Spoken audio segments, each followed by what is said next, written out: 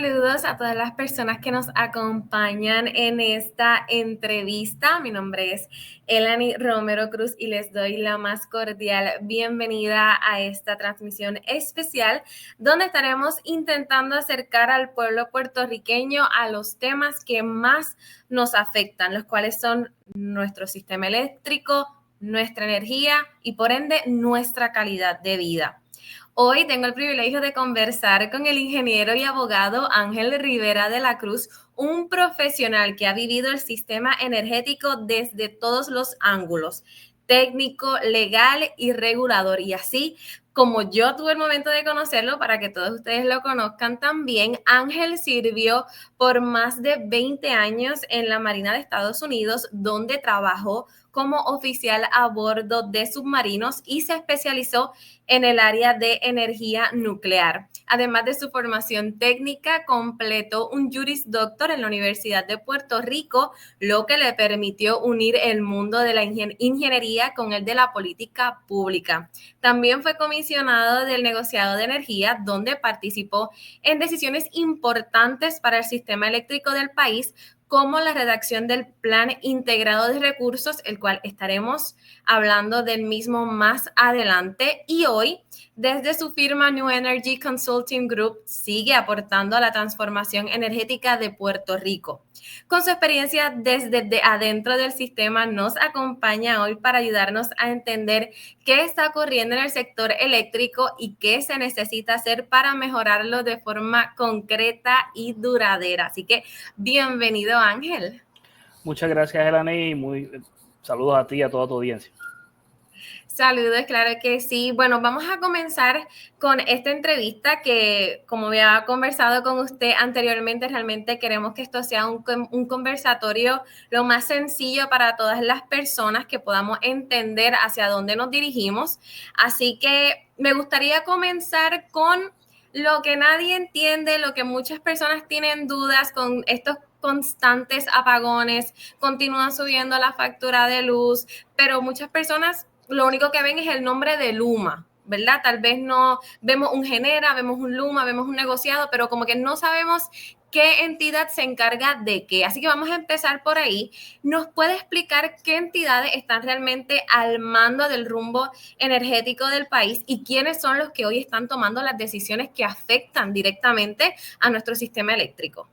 Definitivo. En primer lugar, tenemos que pensar en nuestro sistema eléctrico como un sistema eléctrico que había estado, lo que se conoce como verticalmente integrado, con relación a las distintas renglones del servicio, que es la generación, transmisión, distribución, servicio al cliente. Desde que se aprobó la Ley 120 del 2018, esas funciones que antes las suplía la Autoridad de Energía Eléctrica fueron transferidas a dos entes privados. Está Luma Energy, que está a cargo de la transmisión, distribución y servicio al cliente, y Genera PR, que está ahora mismo manejando los activos de generación de la Autoridad de Energía Eléctrica. Tenemos que poner en perspectiva de que Luma y Genera son contratistas de la autoridad. Quiere decir que la autoridad todavía mantiene la titularidad de todos estos activos, o sea, eso todavía le pertenece al pueblo de Puerto Rico. Sin embargo, estas dos entidades fueron las escogidas para manejar esas funcionalidades que antes hacía la autoridad y ahora están siendo manejadas por entes privados. Dado el caso de que tenemos ese andamiaje en Puerto Rico, desde el 2014 se creó el negociado de energía como el regulador energético. ¿Y cuál es la diferencia entre uno y la otra? El regulador energético es el que está a cargo, estamos hablando de negociado antes la Comisión de Energía, es la entidad que está a cargo de establecer las reglas del juego para todos los actores que están entrando a nuestro sistema, ¿verdad? Ahora mismo, pues, en términos del sistema lo están manejando estas entidades, pero además de eso se están desarrollando ciertas cooperativas de energía, se están desarrollando también otras compañías de servicio eléctrico que están dando servicios directos a otras entidades y a otros tipos de clientes. Así que ese control total que se tenía en el pasado con la autoridad, ya con la ley 17 del 2019 se ha ido relajando un poco y tenemos todos estos actores. Entonces, en términos decisionales, aparte del negociado de energía, está la figura de la Autoridad para las Alianzas Público-Privadas, que de acuerdo con la ley 120 es la entidad que está a cargo de manejar los contratos de Luma y Genera que son los contratistas privados de la autoridad. Todo lo que sea con respecto al manejo del contrato lo trabaja la P3. Todo lo que sea aspecto, o sea, la P3 es la Autoridad para la Alianza Público-Privada. Todo lo que tiene que trabajar o todo lo que tiene que ver con el aspecto regulatorio es el negociado de energía.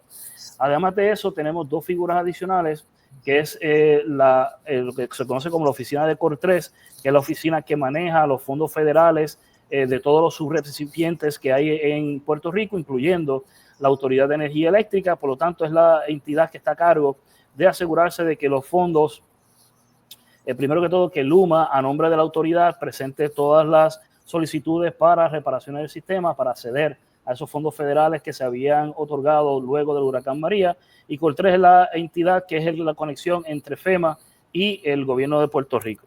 Y está la última figura, que es lo que se conoce comúnmente como el SAR de Energía, el ingeniero Josué Colón, que fue nombrado por la señora gobernadora al principio de este cuatrienio para ser lo que ella llama el SAR de Energía, que es una figura que está a cargo de la coordinación entre todos estos actores y todas estas personas que inciden en el sistema eléctrico, para que cada uno ejerza las funciones que debe ejercer sin, como digo, sin pisarle los pies al otro, ¿verdad? O sea, asegurándose que todo el mundo esté dentro de la misma página. Así que, a pesar de que es un sistema muy complejo, como vimos, como he dicho en los pasados 3 minutos, muchos actores, muchas piezas moviéndose, pero en términos, para contestar finalmente la pregunta, Luma y Genera están operando el sistema bajo la supervisión de P3 con respecto a aspectos del contrato y bajo el negociado de energía con relación a todos los aspectos regulatorios y de implementación de política pública.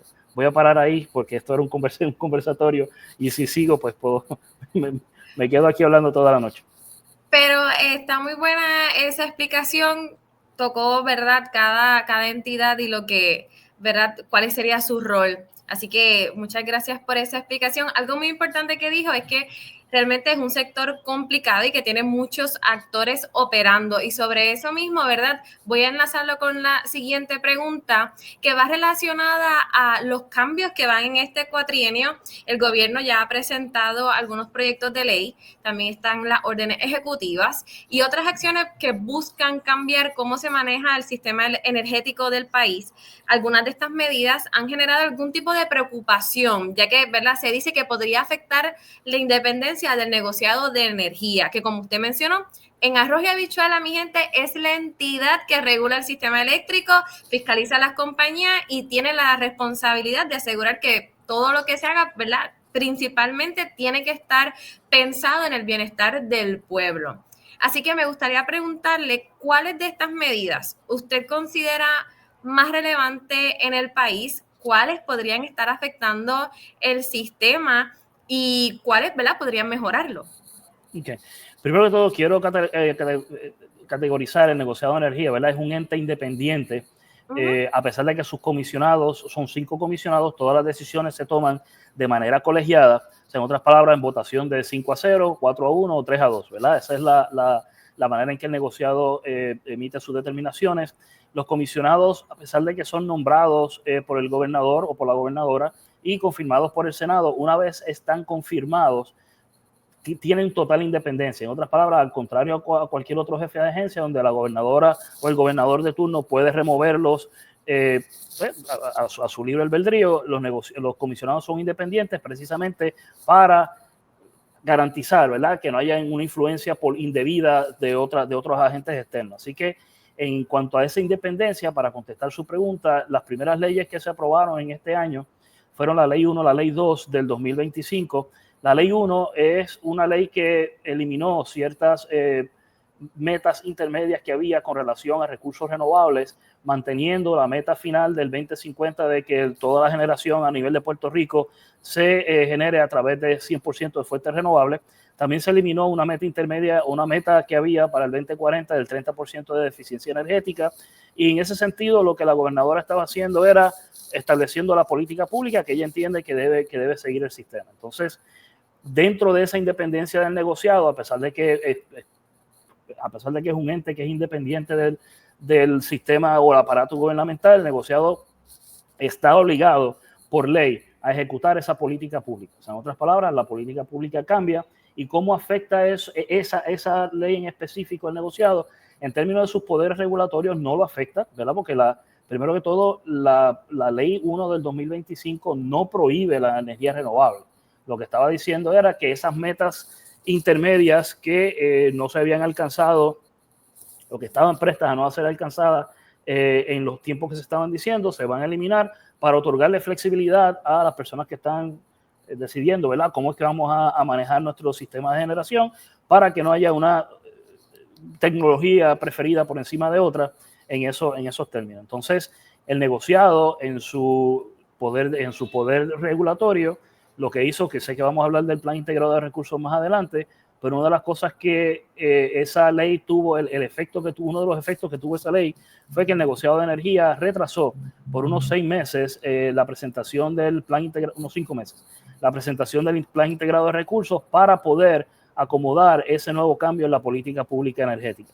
La segunda ley que se aprobó fue la Ley 2 del 2025, la cual le otorgó poderes adicionales al negociado de energía de multas incrementó las multas, incrementó los poderes para que pudiera incentivar, vamos a ponerlo de esa manera, a las distintas compañías de servicio eléctrico a hacer lo que tienen que hacer. Entonces, en esa medida, si bien ha habido un cambio de política pública en términos de la visión de lo que serían los activos de generación, los poderes del negociado se han mantenido intactos y en el ámbito de la multa se han incrementado.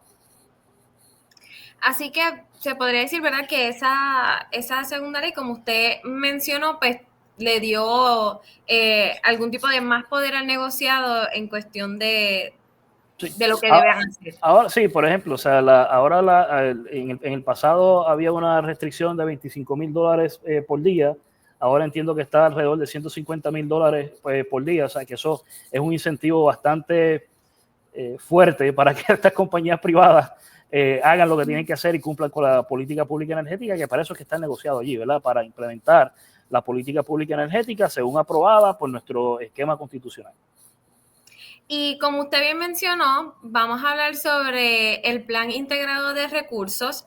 Para dar un poquito de contexto a quienes, ¿verdad?, tal vez no están tan familiarizados, tenemos a una persona que conoce este plan en su totalidad. Yo voy a dar un poquito de contexto y Ángel, si se me queda algún detalle o si usted quiere abundar en algo, en total confianza, tiene la palabra. Claro.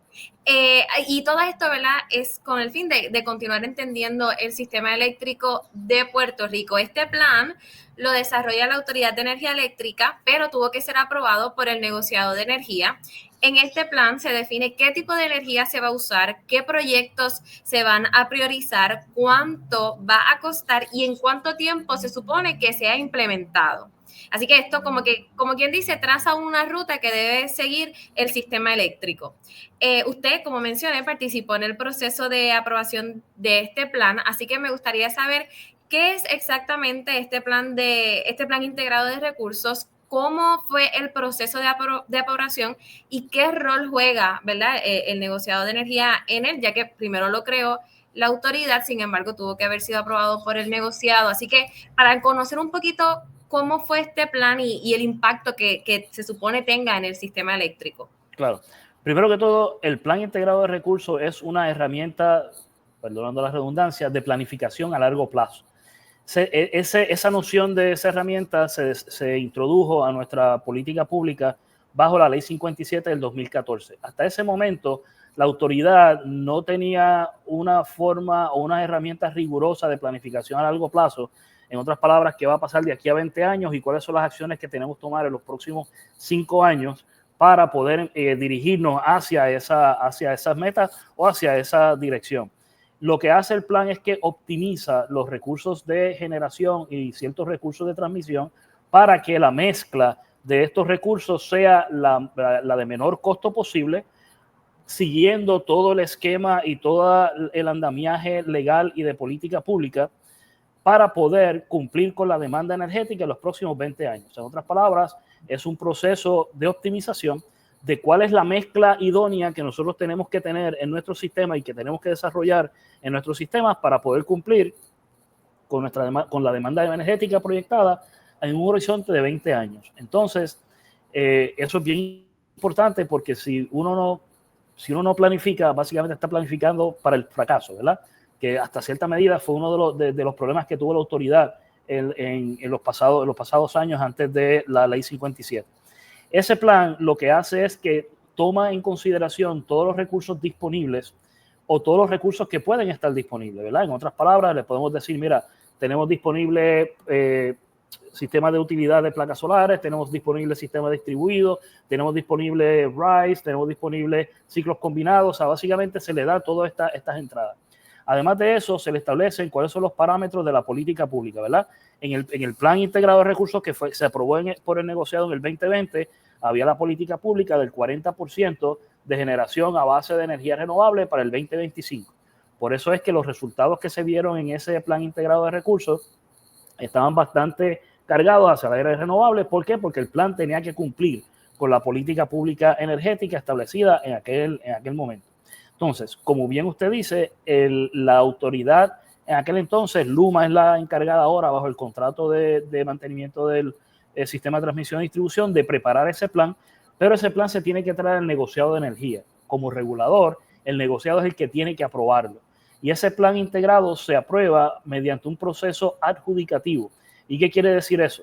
Que es como si fuese un juicio. O sea, aquí Luma está proponiendo, en aquel entonces la autoridad propuso un plan que en aquel entonces estaba bien cargado hacia mucha infraestructura de gas y mucha infraestructura de desarrollo de plantas de generación o recursos de generación termal que habían sido manualmente seleccionados en lugar de ponerlos en el proceso de optimización, que es un programa aleatorio que básicamente optimiza, ¿verdad? Busca ese punto más económico. Ese plan que se ha presentado por la autoridad fue rechazado por el negociado precisamente dado el caso de que no fue optimizado. Entonces, y no cumplía con ciertos parámetros de la política pública energética en aquel entonces. Cuando la autoridad presenta ese plan, se abre a un proceso de descubrimiento de prueba, se abre a un proceso de intervención por parte de las partes interesadas, ¿verdad? Pueden venir, intervenir y tener todos los derechos como tiene la autoridad dentro de ese plan, y dentro de esa conversación, entonces que el negociado hace una evaluación concreta de todo de toda la información que se presenta y emite una determinación final que en el caso del plan que está aprobado ahora mismo se emitió el 24 de agosto del 2020, un documento sumamente extenso, unas 300 páginas, donde el negociado aprobó las siguientes cosas o los siguientes recursos de generación a grandes rasgos.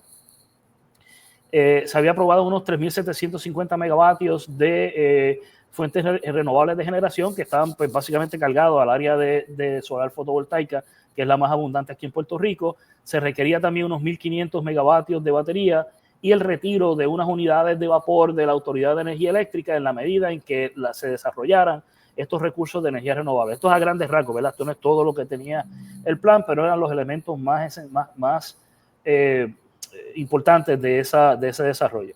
En ese sentido, eso es lo que el plan hace, ¿verdad? Dice, esto es lo que tenemos disponible, esta es la mezcla de recursos y esto es lo que vamos a implementar en los próximos 5 años. Así que esa fue la determinación a grandes rasgos del negociado, como le dije, siguiendo la política pública de aquel entonces. Y como usted mencionó, ya han sido 5 años prácticamente desde que se aprobó, así que ¿se ha logrado algún avance en lo que se había, ¿verdad? En la meta inicial, y si no, pues qué partes se supone que se tengan que revisar, que se puedan cambiar, dependiendo de lo que se ha logrado y lo que todavía falta? Como le había dicho, el plan requería incluir esos 3.750 megavatios de energía renovable antes del 2025 para cumplir con esa meta intermedia. Y parte de ese proceso era una serie de solicitudes de propuestas llamados los tranches, ¿verdad? Los famosos tranches que se dice, que se supone que saliera un tranche cada 6 meses a partir de diciembre del 2020, ¿verdad? Entonces, que ya para junio, diciembre del 2023 tuviesen todos los tranches aprobados y que el desarrollo de esa energía se hiciera antes del 2025. Lamentablemente, los procesos o el andamiaje que había en la Autoridad de Energía Eléctrica en aquel entonces para poder llevar a cabo ese proceso de licitación en ese tranche inicial no estaba acorde con la expectativa del negociado, y ese tranche inicial tardó unos 2 años, casi 2 años y medio en completarse, y eso atrasó el resto de los procesos, y lamentablemente de esos 3.750 megavatios que se habían proyectado por parte del negociado, se adquirieron alrededor casi 1.000 megavatios, que es una tercera parte, y en términos de las baterías, que eran 1.500, estamos hablando de unos 625 megavatios aproximadamente de escala de utilidad de batería. Así que pues en términos de la ejecución de ese plan integrado, pues nos quedamos un poco cortos en términos de esa generación. Debido a eso, y parte de lo que había en el plan integrado era que si no se desarrollaban los recursos de energía renovable de la forma en que se habían proyectado, el negociado de energía había aprobado iniciar unos estudios para un ciclo combinado en el área de San Juan de aproximadamente unos 300 megavatios, y en el medio de la implementación del plan, el negociado en el 2022, agosto del 2022, determinó de que era necesario irse por la ruta del ciclo combinado, y eso fue adjudicado unos 2 años y medio más tarde, y estamos en la espera entonces de empezar ese desarrollo de ese ciclo combinado. Así que en términos de implementación, esos fueron los proyectos que realmente pudieron salir de ese plan integrado de recursos, y lamentablemente, dado el caso de que no hubo ese desarrollo de la energía renovable o de los recursos de generación dentro del término, pues no se han podido retirar las unidades que se habían proyectado retirar, y estamos ahora pues en el proceso donde el sistema de generación está un poco frágil, de acuerdo pues estamos, la forma en que yo se lo explico a la gente es, estamos generando con Chevy Nova cuando deberíamos estar generando con Prius, ¿verdad? Entonces esa dicotomía, estamos hablando de tecnología de los años 60, los años 70, es lo que nosotros tenemos, y de verdad que ya han llegado casi a su punto de vida útil. Bueno, ya pasaron su vida útil, estamos casi llegando al punto de donde el sistema de verdad necesita una inyección de recursos de generación, y eso se va a ver dentro del próximo plan integrado. Pero nada, lo dejo ahí para continuar nuestra conversación. Claro que sí. Y entonces le pregunto, abundando un poquito más en esto del plan, mencionó que entonces lo que pueda suceder en el futuro se puede integrar a otros planes que se hagan en el futuro. Así que en el momento hay algunas reuniones, hay algo pasando para... El plan, una cosa que no mencioné, y es que el plan integrado se debe revisar, o sea, no es un plan fijo, es un plan vivo que se tiene que revisar cada 3 años. Si miramos el propósito del plan, ¿verdad? Es proyectar a 20 años, pero es bien difícil proyectar qué va a pasar de aquí a 20 años, ¿verdad? Así que generalmente los primeros 5 años, lo que realmente uno dice, pues mira, esta es la proyección real que podemos hacer. En esos 5 años se empiezan a tomar acciones, y luego a los 3 años de haberse iniciado la implementación, se comienza una revisión del plan integrado para entonces ajustar las proyecciones que podemos tener a futuro en ese momento, y basado en las decisiones que ya se tomaron. Por ejemplo, para esta próxima revisión, antes que todo, ese plan del 2020 fue el segundo plan que el negociado aprobó. El negociado había aprobado un plan en el 2016, el 23 de septiembre del 2016, que era el primer plan integrado de recursos. Sin embargo, cuando estábamos a punto de iniciar la implementación de ese plan, fue que vino el huracán Irma y María, pues entonces el negociado tuvo que adelantar la revisión del plan integrado, porque todas las presunciones, ¿verdad? Todas las proyecciones que se tenían, pues se borraron con el paso del huracán. Así que sí hay un caso abierto ante el negociado para la tercera revisión del plan integrado, el tercer plan integrado de recursos, que como le dije, había iniciado hace unos 2 años.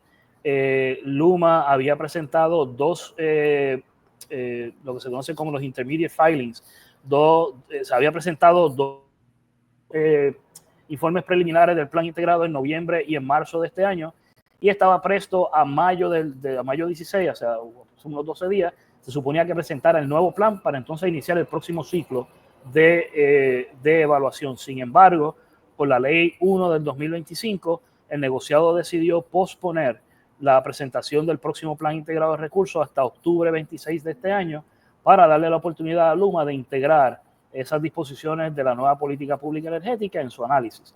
Así que sí, va a haber una revisión de este plan integrado de recursos comenzando en octubre de este año.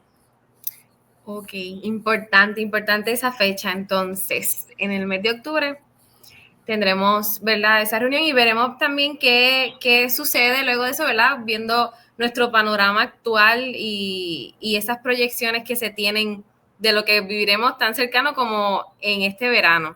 Así que veremos cómo entonces eso se continúa ajustando a las necesidades que continúa teniendo el pueblo de Puerto Rico, claramente como prioridad. Pero ahora vamos a pasar a un tema no tan local, vamos a pasar a lo que sucede en los Estados Unidos, que también tiene repercusiones aquí en Puerto Rico, ya que cada vez que hay un cambio de administración, también cambian las prioridades energéticas, se emiten nuevas órdenes ejecutivas que, a pesar de que se emiten en los Estados Unidos, también afectan en la isla, se ajustan fondos y se redefine el enfoque hacia temas como la energía renovable, que ha sido, verdad, bastante tocado en esta nueva administración. Así que le pregunto, ¿qué usted opina o qué proyecciones usted ve sobre el impacto que han tenido estas decisiones federales en el desarrollo del sistema eléctrico de Puerto Rico en este largo plazo que hemos tenido, que ha sido, ¿verdad?, desde enero hasta ahora en mayo? Pero ¿cómo se puede ver ese panorama? Bueno, como bien usted dice, cada vez que hay un cambio de administración, pues hay un cambio de mentalidad con respecto a lo que debería ser la política pública. A nivel federal, pues ya hemos visto muchos cambios, no solamente en el área de energía, sino en el contexto social y económico dentro de los Estados Unidos.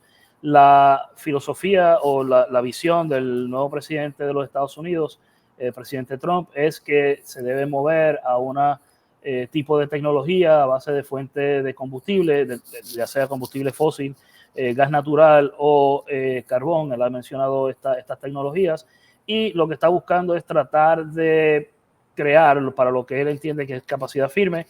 Por lo tanto, está ahora mismo reduciendo o eliminando ciertos programas que se habían desarrollado a favor de la energía renovable durante el mandato del presidente Biden. Así que ¿cómo va a resultar eso? Pues lamentablemente ya ha habido unos impactos aquí en Puerto Rico con el recorte de fondos.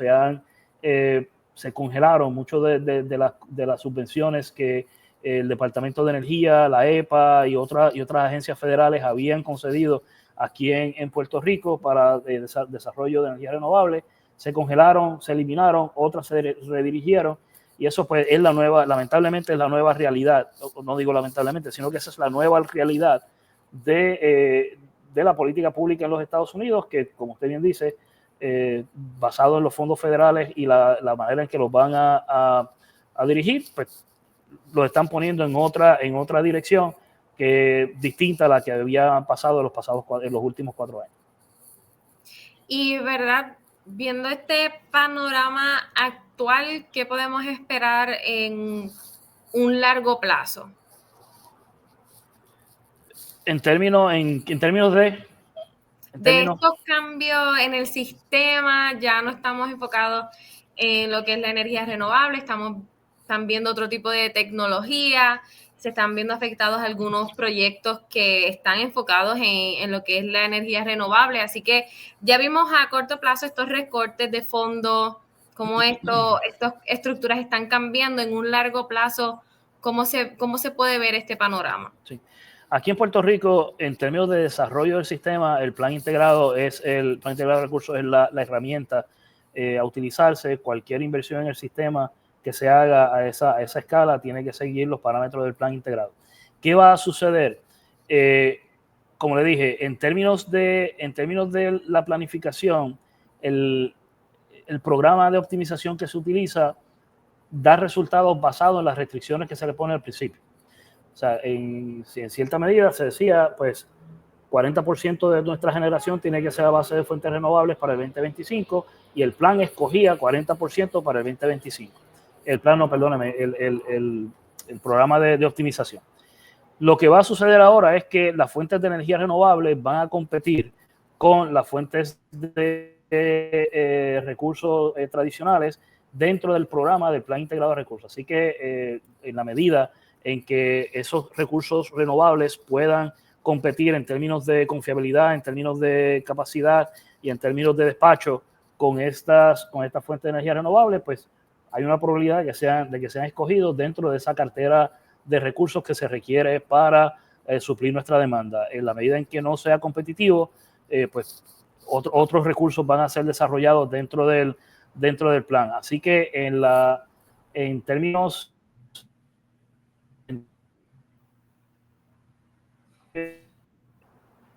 generales, va a depender de cómo ese programa de optimización y cómo vengan los recursos disponibles dentro de ese análisis. Así que sabremos un poco más de esto en octubre cuando Luma radique su propuesta de plan integrado de recursos.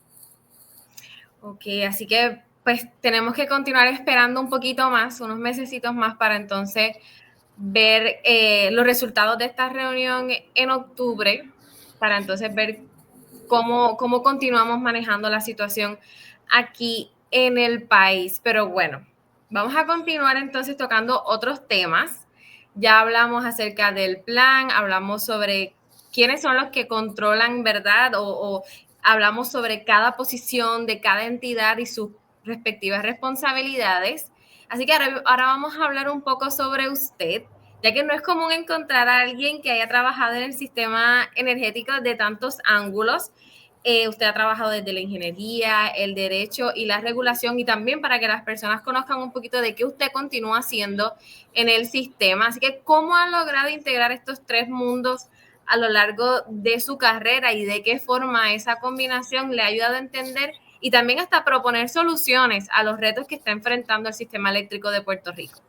Definitivo. En términos generales, mis 8 años en el negociado de energía, yo creo que ha sido una de las experiencias laborales más enriquecedoras en mi vida. O sea, la razón por la cual me fui, en el momento en que me fui, es que ya pues yo creo en la renovación de las instituciones y creí, y en ese momento entendía que otra persona debería venir y continuar el trabajo que estábamos haciendo. Ha sido, en términos regulatorios, fue la mejor amalgama de las dos vertientes profesionales que yo tenía. En términos de ingeniería me ayudó muchísimo entender la complejidad del sistema, entender la complejidad técnica de todo el andamiaje de nuestro sistema eléctrico. Y en el área legal, pues me ayudó, ¿verdad?, desde la perspectiva de cómo podemos entonces integrar esas disposiciones de ley, integrar esas herramientas regulatorias para poder crear este andamiaje para poder echar el sistema hacia adelante. Así que en esos 8 años, como dije, fue una experiencia sumamente enriquecedora. Fue la mejor combinación de cosas. Y ahora, pues, desde la vida privada, pues entonces estoy haciendo cierto tipo de consultoría para todo tipo de entidad que quiera o que necesite ese tipo de asesoría en aspectos regulatorios y en aspectos técnicos de nuestro sistema energético. Así que, como dije, el negociado fue el mejor sitio para combinar ambas, porque los retos técnicos de nuestro sistema son bien altos. Así es, y veo que tenemos varias preguntas. Vamos a contestarlas al final de la entrevista. Así que todos los que, ¿verdad?, están conectándose, tienen esas dudas, las pueden poner en los comentarios y nosotros al final vamos a ir respondiendo cada una. Tenemos, ¿verdad?, al ingeniero Ángel Rivera de la Cruz, que hace unos segunditos atrás nos estaba comentando sobre toda su experiencia y cómo, ¿verdad?, ha podido integrar todo su conocimiento en pro del sistema eléctrico de Puerto Rico. Así que vamos a continuar rapidito con la entrevista y luego vamos a regresar a todas las preguntas que ustedes tengan. Así que, Ángel, importante, con todo el conocimiento que usted tiene, quisiera tomarme el tiempo de hablar sobre la Cooperativa Hidroeléctrica de la Montaña, que ha apostado por un modelo diferente con proyectos energéticos impulsados por las propias comunidades, un modelo nuevo aquí en Puerto Rico que busca no solo energías renovables, sino estabilidad, participación y esa autonomía, como mencioné, de las mismas comunidades. Sabemos que para este tipo de iniciativas, pues ver un desarrollo en ellas y que se pueda replicar por también otras comunidades, que eso es lo que siempre hemos mencionado aquí en la cooperativa, que comunidades también se empoderen y crezcan ¿verdad? Con esa autonomía y queremos pues desarrollar estos proyectos para que puedan ser replicados, es necesario que las instituciones del país, incluyendo el gobierno y hasta, ¿verdad?, el mismo negociado de energía, reconozcan su valor y crean desde el comienzo en este proyecto, al igual que comiencen a crear condiciones para hacer estos levantamientos posibles. Le pregunto, usted ha tenido mucha experiencia en el negociado, estuvo hablando sobre eso hace unos segundos atrás. ¿Qué cambios o acciones podrían tomarse desde esta entidad y desde el marco regulatorio en general para facilitar que más comunidades puedan liderar sus propios proyectos energéticos? Bien. Primero que todo, la ley 17 del 2019 trajo como política pública acceso a la red. Eso fue un concepto completamente revolucionario aquí en Puerto Rico, porque en el pasado la red estaba cerrada y quien la manejaba era completamente la Autoridad de Energía Eléctrica. Eso abre, bueno, eso es uno de los espacios. Lo segundo que trae, la segunda figura que trae la ley 17 es la figura del prosumidor, que es aquel productor y consumidor que no solamente es aquella persona individual en su casa, sino que esto que usted nos está mencionando. El andamiaje legal existe, sin embargo, yo creo que hay tres reglamentos o dos reglamentos que yo entiendo que se deben revisar y un tercer reglamento que se debe aprobar todo esto por el negociado de energía. El reglamento el 17 también trajo con un concepto bien interesante, que es el concepto de comunidades solares, que es el área donde usted puede tener una finca solar en un sitio y distribuir esa energía con los distintos participantes de esa comunidad. El negociado de energía es el ente que está llamado a regular o a establecer reglamentos de las comunidades solares, y ese reglamento lamentablemente todavía no se ha desarrollado. Eso yo creo que puede ser una buena herramienta que se puede montar sobre el trabajo que ya el negociado hizo con respecto al reglamento de transbordo. O sea, muchas de los issues técnicos y de los issues de pago por la autorización de la red ya se han casi resuelto por el mecanismo de transbordo, así que simplemente en mi opinión, podría ser favorable para las comunidades completar ese reglamento. De igual forma, el reglamento de microredes y el reglamento de interconexión de sistemas a nuestra red, entiendo que deberían también modificarse o por lo menos revisarse. Ambos reglamentos datan del 2018, cuando las necesidades del sistema y la realidad del sistema eran otras. Así que esas son herramientas que yo entiendo que se puede iniciar por ahí para atemperar esos reglamentos, esa regulación a las necesidades que se tienen. Estos proyectos de autogestión y que proyectos de autogestión y que los sistemas de generación estén más cercanos a las cargas, como por ejemplo ya se está viendo en la microred que la Cooperativa Hidroeléctrica de la Montaña, a través de su programa de Refoco, ha desarrollado desarrollaron en el área de Castañer. Es un vivo ejemplo de las cosas que se pueden hacer con el sistema cuando la comunidad se une y la comunidad pues tiene las herramientas disponibles para poder hacer esos desarrollos. Un punto bien importante es que en Puerto Rico no hay una solución única. O sea, tenemos un problema grande, pero no hay una solución única. O sea, las necesidades que se viven, por ejemplo, en un área remota como en Castañero, como en la montaña, Utuado, Lares, Adjuntas, es bien distinta a la situación que se vive en otras partes de Puerto Rico. Así que hay que buscar la manera de ajustar soluciones específicas para problemas concretos o situaciones concretas dentro de ese marco. Así que entiendo que se puede empezar por esas tres áreas y continuar ese desarrollo para promover ese tipo de sistemas. La ley 17 también exige que los recursos de generación sean más cercanos a las cargas, y este tipo de proyectos cumple con ese mandato. Gracias por esa explicación, Ángel. Y lo que se podría mejorar siempre buscando esa estabilidad en el sistema y que otras comunidades también tomen las riendas de, valga la redundancia, de sus comunidades y puedan también llegar a una estabilidad y una mejor calidad de vida como todos merecemos, y verdad que en estos momentos con este sistema eléctrico tan inestable pues se ha visto afectada. Bueno, para ir cerrando, siguiendo teniendo en mente, ¿verdad?, que tenemos las preguntas y poder entonces pasar a las preguntas de la audiencia, me gustaría hablar un poquito sobre algo más personal de usted. En medio de tantos retos, decisiones difíciles y frustraciones con el sistema eléctrico, me gustaría que usted pueda dar tal vez un consejo o esa recomendación desde el punto de vista personal y profesional sobre qué lo sigue motivando usted a trabajar en estos temas, y también, importante, ¿qué mensaje le daría a aquellas personas que están cansadas ya de estos apagones, de las tarifas altas, de esta incertidumbre, y aún así buscan entender lo que está pasando y quieren formar parte de este cambio? Claro. Primero que todo, lo que me motiva es que es un asunto de que a nosotros se nos va la vida como país en el asunto energético. Y ha sido una pasión mía prácticamente por los pasados 10, 15 años. Así que es lo que conozco, es lo que me gusta hacer, y lo que me motiva es precisamente eso, tratar de buscar soluciones a esas situaciones específicas. En términos generales, el negociado de energía promueve la participación en todos sus procesos.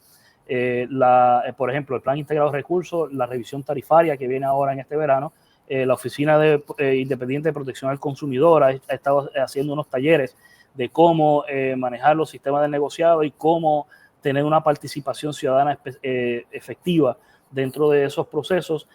Todos ellos tienen espacios para esa participación y ese conocimiento, así que mi recomendación siempre ha sido: participen de los procesos. No tiene que ser como un interventor, no tiene que tener un conocimiento técnico, pero el negociado de energía sí hace vistas públicas, trata de hacerlo en distintos puntos de la isla y en horarios que no solamente están durante el día, ¿verdad?, para darle la flexibilidad a la gente para poder participar. Así que de la manera en que se pueda aprovechar esas oportunidades de participación en esos procesos. Y segundo, envolverse, ¿verdad?, y empoderarse con respecto a su propia generación, que es lo que manda la Ley 17, ¿verdad? O sea, si usted tiene la oportunidad de desarrollar ese tipo de proyectos, ese tipo de programas, hágalo. Eso es lo que básicamente la política pública estaba diciendo. En la medida en que haya más generación distribuida, se va a necesitar menos generación centralizada, menos líneas de transmisión, y eso reduce el riesgo del tipo de apagones que estamos, o del tipo de problemas que estamos viendo ahora mismo con la red eléctrica. Así que es un asunto de levantarnos y continuar la labor y continuar como país, tratando de aportar soluciones que, como dije, no hay una solución única. Otro consejo que yo le daría es que a la persona sean un poco suspicaces con la persona que diga: yo tengo la solución para este problema, porque no hay una solución. Va a haber un conjunto de soluciones para poder levantar nuestro sistema y tener un sistema efectivo y eficiente como siempre lo habíamos tenido. Muchas gracias por ese consejo, y segundo las palabras de Ángel, hacemos ese llamado a que todos los que nos están viendo, los que tienen, ¿verdad?, nos siguen a través de las redes sociales, que por favor continúen educándose sobre estos temas, participen de ellos, son muy importantes. Es muy importante que el pueblo puertorriqueño conozca sobre su propio sistema eléctrico para que podamos, ¿verdad?, continuando este proceso hacia la transición de una forma transparente, segura, y que al final todos podamos aspirar y tener lo que tanto deseamos, que es, ¿verdad?, esa mejor calidad de vida.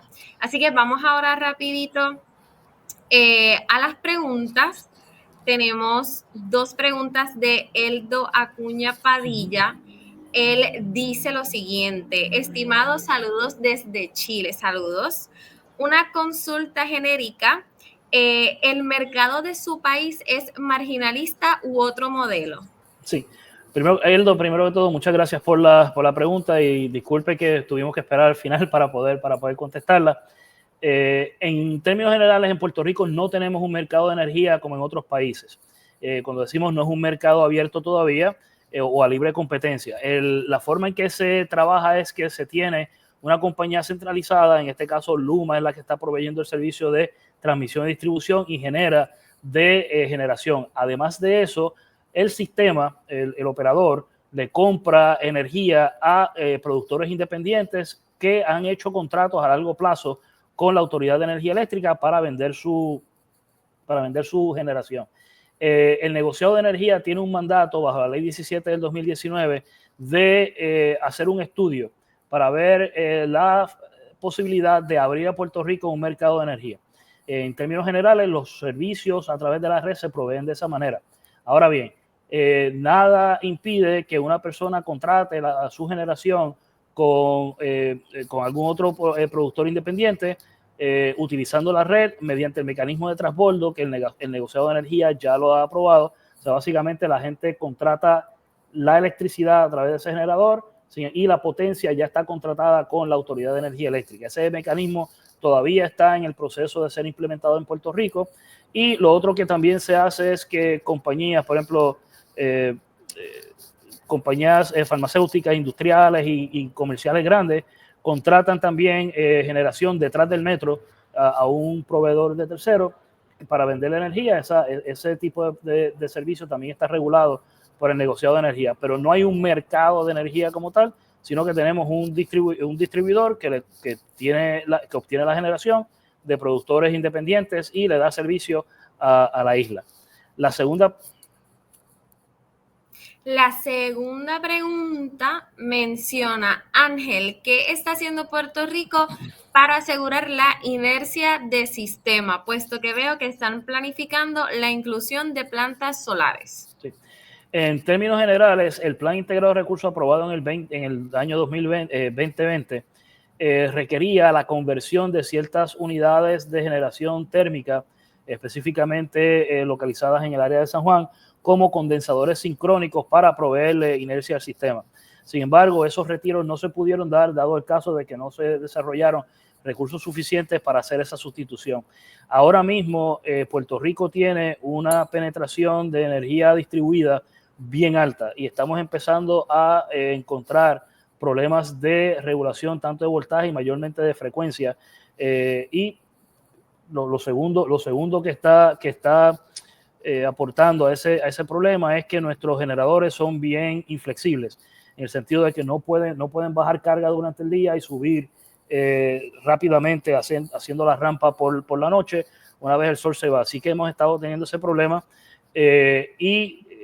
lamentablemente las soluciones a corto plazo que tenemos no se han estado desarrollando al nivel de penetración que se está alcanzando. Así que ahora mismo es una situación real del sistema. Muy bien, muchas gracias Ángel por esa contestación a esas preguntas.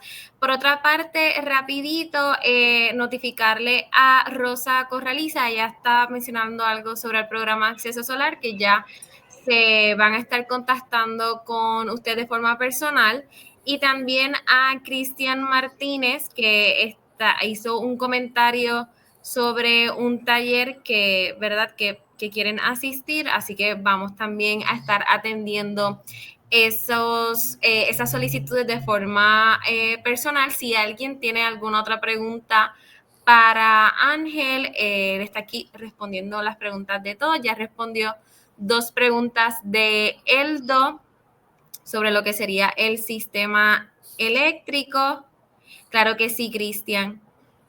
Perfecto, me parece que no hay más preguntas. Así que, nada, Ángel, le agradecemos sinceramente su tiempo, su claridad sobre todo en estos procesos y su compromiso con el desarrollo energético de Puerto Rico.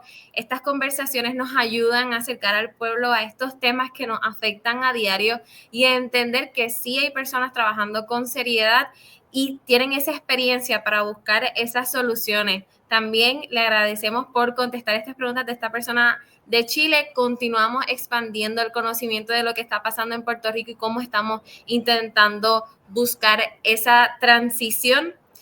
Así que esperamos que este diálogo inspire, que sea reflexivo para muchas personas y también incite a la acción, como usted estaba mencionando en la última pregunta. Muchas gracias. Agradezco la oportunidad de compartir con ustedes y nos reiteramos a su disposición para futuras colaboraciones. Muchas gracias. Gracias a ti. Bueno, a todas las personas que nos acompañaron en la tarde de hoy, muchas gracias por estar aquí y ser parte de esta conversación urgente y necesaria. Les invitamos a seguirnos en nuestras redes sociales para que no se pierdan nuestras próximas entrevistas, donde seguiremos dialogando con profesionales que están tomando decisiones importantes y aportando soluciones concretas para transformar el sistema eléctrico del país. Además, estamos compartiendo en pantalla 2 códigos QR, uno para acceder a la solicitud del programa Acceso Solar disponible hasta el 30 de junio y otro para conocer más sobre los proyectos de la Cooperativa Hidroeléctrica de la Montaña. Vamos a ponerlos en pantalla para que todos ustedes puedan tener ese acceso, puedan mirarlos. Ahí están. Recuerden, por favor, que el programa Acceso Solar está disponible hasta el 30 de junio, así que, por favor, contáctate con nuestro equipo de embajadoras solares, acércate a nosotros, estamos para ayudarte, asesorarte y recopilar todos los datos y documentos para que así puedas llenar tu solicitud y puedas recibir esta ayuda. Y tampoco te quedes sin conocer nuestros proyectos, los proyectos de la Cooperativa Hidroeléctrica de la Montaña, que siempre buscan, ¿verdad?, tener una fuente de energía renovable, costo efectiva y resiliente para estos pueblos de la montaña. Gracias por ser parte de este esfuerzo, por educar, conectar y actuar. Así que esto sería todo. Muchas gracias por acompañarnos.